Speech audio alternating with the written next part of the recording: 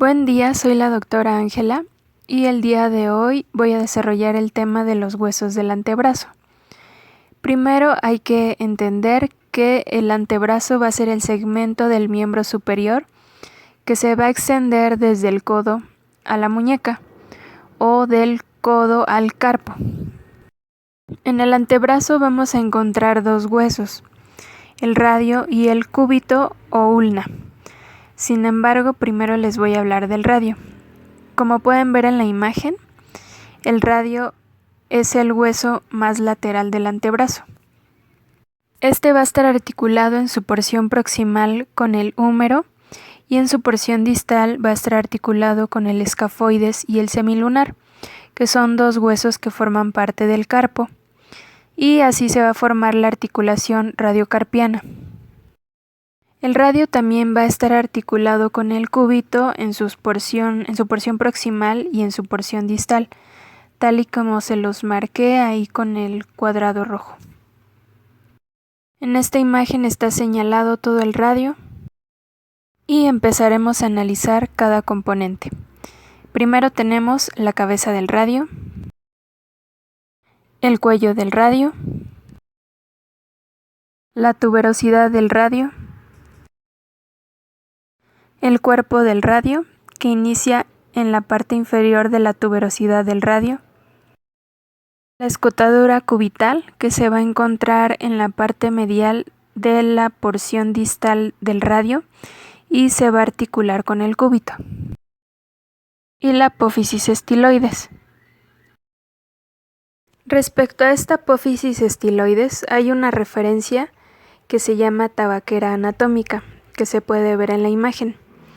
Esta tabaquera anatómica es una pequeña cavidad triangular que se forma con los tendones de los músculos extensores del pulgar y se va a hacer evidente cuando separemos el pulgar de los demás dedos o mediante la abducción del pulgar.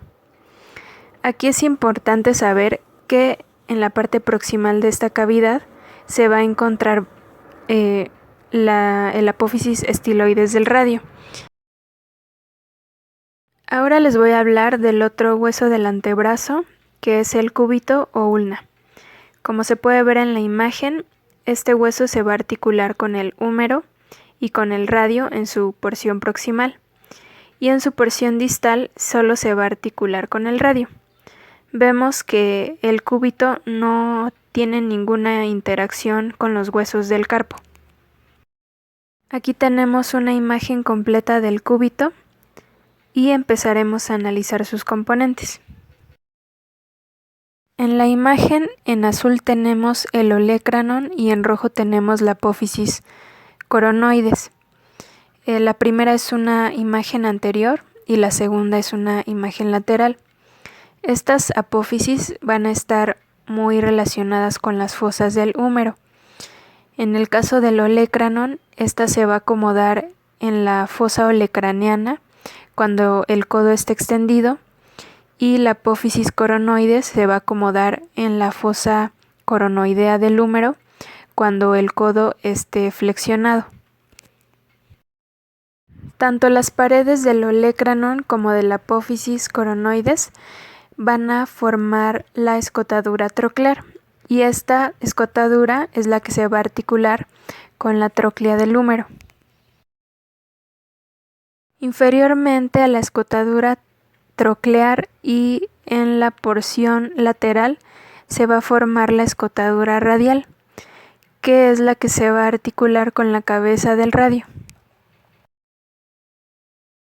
En el círculo tenemos la tuberosidad del cúbito, que va a ser el lugar donde se va a insertar el músculo braquial. En esta imagen podemos ver que en la parte lateral del cúbito se va a encontrar la cresta del supinador, que es donde se va a insertar el músculo supinador. Por último tenemos que en la porción distal está la cabeza del cúbito y su apófisis estiloides. En la correlación clínica les voy a hablar de la fractura de Coles, que es una fractura de los 2 centímetros distales del radio, tal y como se puede ver en la radiografía. para entender mejor la fractura de Coles, hay que entender la disposición normal de las apófisis estiloides del radio y del cúbito. Esta imagen es de una radiografía normal de la articulación radiocarpiana y podemos ver que la apófisis estiloides del radio está más distal que la del cúbito. La apófisis estiloides del radio se las marqué con rojo y la del cúbito se las marqué con verde. Aquí tenemos otra radiografía con fractura de Coles y vemos como el radio y el cúbito se ven casi al mismo nivel, cuando lo normal sería que el radio se encontrara más distal. Y además se ve claramente la fractura.